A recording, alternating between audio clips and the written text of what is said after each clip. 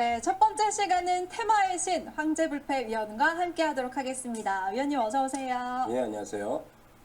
네, 먼저 시장부터 살펴보겠습니다. 코스피가 오늘 다시 2800선 돌파해 주기를 바랬지만 결국에는 하락했고요. 그동안 많이 오른 것도 없던 코스닥도 역시나 더 크게 밀린 하루였습니다. 정말 아쉬움이 컸는데 과연 위원님은 오늘장 어떻게 보셨을까요? 위원님의 오늘장 한마디 확인해 보도록 하겠습니다. 마트 가면 많이 있다.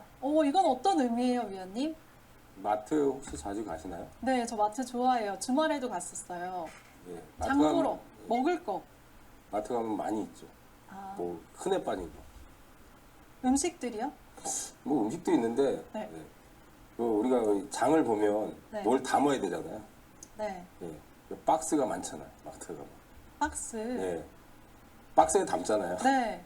그 마트 가면 흔하게 있잖아요. 아, 시장이 박스권에 gat혀 있다 이런 말씀이신 거예요? 그렇죠. 예. 예. 어, 그러니까 마트 가면은 제가 이제 비유를 한 건데 네. 박스가 아주 흔하게 있는데 우리 장이 아주 흔한 박스권 장이 지금 되고 있기 때문에 오늘 중시한 마트 가면 많이 있다고 좀 표현을 했습니다. 그러니까 지금 상반기는 이제 이번 주가 이제 마지막 상반기 마지막이죠. 그러니까 상반기에 지금 우리가 보면 거래소는 이제 2,800을 한번 넘겼습니다 저번 주에. 그리고 나서 이제 좋은 조정 과정을 거쳤는데 코스닥은 지금 840 이하로 지금 후퇴하고 있죠. 근데 이제 웃긴 게 올해 여러분들 1월 2일 날 개장했을 때 코스닥 지수가 몇 포인트로 시작하는지 아십니까? 혹시 앵커님 알고 계세요? 어떤가요? 예, 코스닥 지수가 코스닥이요? 올해 1월 2일 날 개장했을 때 네. 방금 전에 표 잠깐 보였었는데 얼마였죠?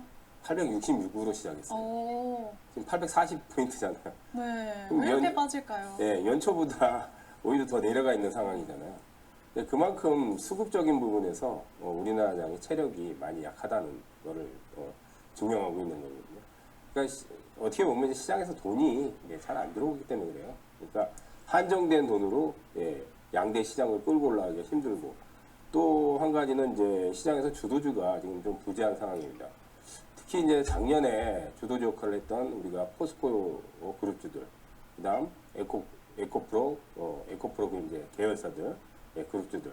그러니까 올해 들어서는 전혀 힘을 못 쓰고 있죠. 약간의 움직임이 나왔지만 주도주 역할을 제대로 못 하고 있죠. 그러니까 작년에 주도주 역할을 했던 것들이 주도주 역할을 못 하고, 그나마 이제 거래소 쪽은 SK 하이닉스하고 뭐 현대차, 뭐 이제 전차군단, 그나마 그래도 좀 아직까지는 살아 있는데. 코스닥은 전혀 주도주가 지금 부각이 안 되고 있기 때문에 시장이 더 답답할 수밖에 없는 뭐 그런 상황입니다. 어쨌든 뭐 이제 딱 한 가지는 가격 매력입니다. 방금 얘기했듯이 코스닥이 연초 시작이 866포인트로 시작했는데 지금 840포인트니까 연초 시작한 것보다 더 내려와 있죠. 그러니까 박스예요, 박스.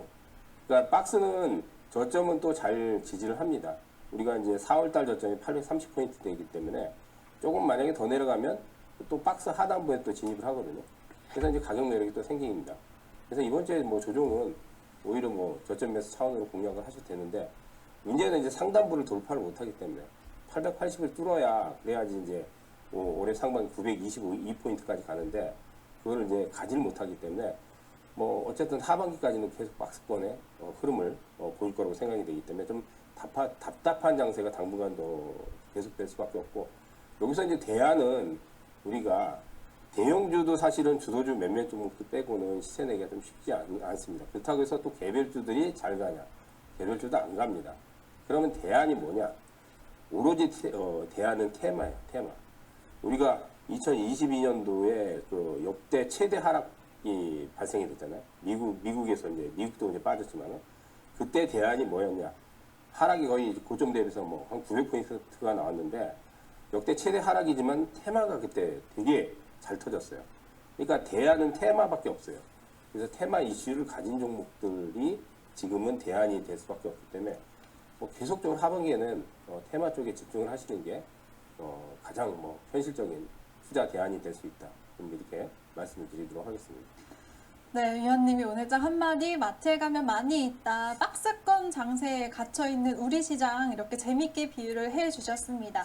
마트에 가서 박스를 다 뜯어버리고 싶은 심정인데 그 안에서 우리가 수익을 내려면 테마주를 공략을 해야 된다. 이렇게 이번 달 내내 같은 의견을 제시하고 계십니다.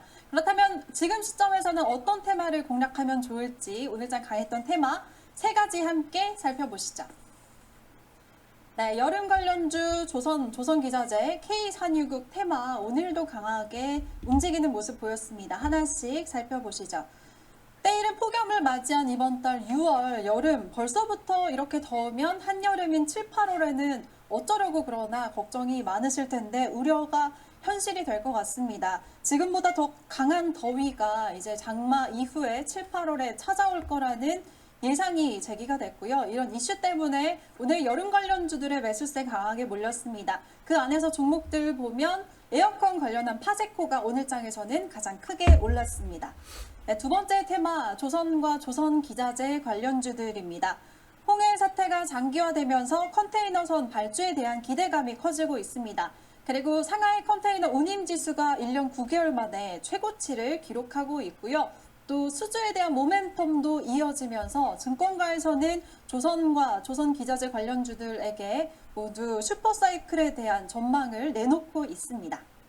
네, 이어서 세 번째 테마 K산유국입니다. 끊이지 않는 이슈들이 계속 넘쳐나는 테마죠. 지난 금요일에 정부가 관련한 첫 전략회의를 개최했습니다.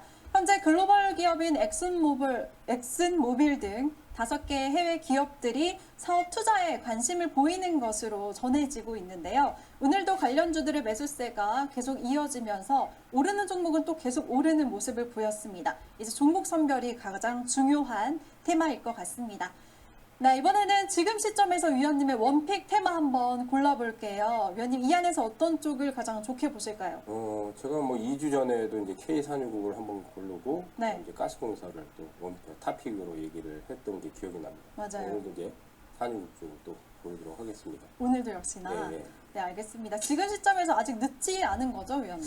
일단은 시세는 너무 많이 나긴 했는데요. 네. 이게 왜 그러냐면 지금 뭐 여름 테마도 있고 조선기자재도 있는데 테마가 길게 가는 거는 여러분들 지금 우리가 그 동해 쪽에 이제 석유 가스는 계속 이슈가 불거지잖아요. 그러니까 이슈가 계속 끊임없이 나오잖아요. 오늘 이제 산자부에서 이제 전략회의도 얘기가 나왔고 또 뭐 내년에는 또 이제 첫 시출을 한다는 얘기가 또 나왔고 계속 나올 수밖에 없는 게 이게 정부에서 어떻게 보면 정책은 아니죠. 정책은 아니지만 그래도 정부에서 밀잖아요.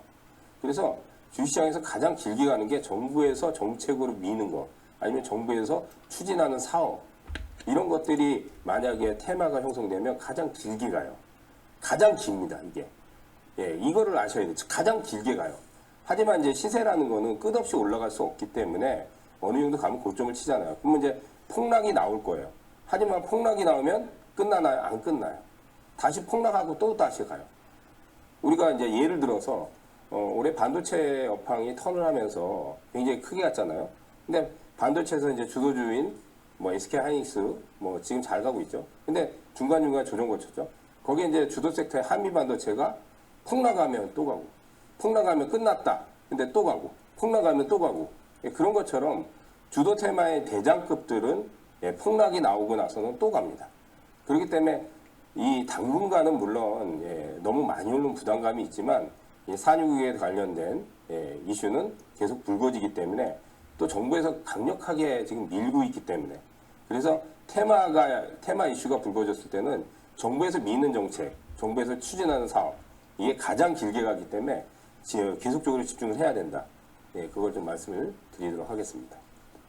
가장 길게 갈 테마다라고 K산유국에 대해서 정리를 해주셨습니다. 그럼 K산유국 테마 안에서 지금 또 새롭게 떠오르는 GS 글로벌도 만만치 않은 것 같거든요. 거래량도 많이 실려서 과연 위원님의 원픽 종목은 어떤 걸까요? 일단은 이제 GS는 새롭게 떠오르는 종목이긴 한데 네. 이틀간 이제 너무 급등했고 저는 뭐 사실 이제 대장은 가스공사입니다.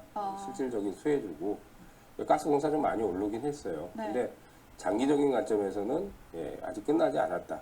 다만 이제는 단기 고점 나오면 폭락할 거다. 그건 좀 말씀드립니다. 왜냐하면 더 신고가를 못 치면 분명히 큰 조정이 한번 들어와야 되거든요.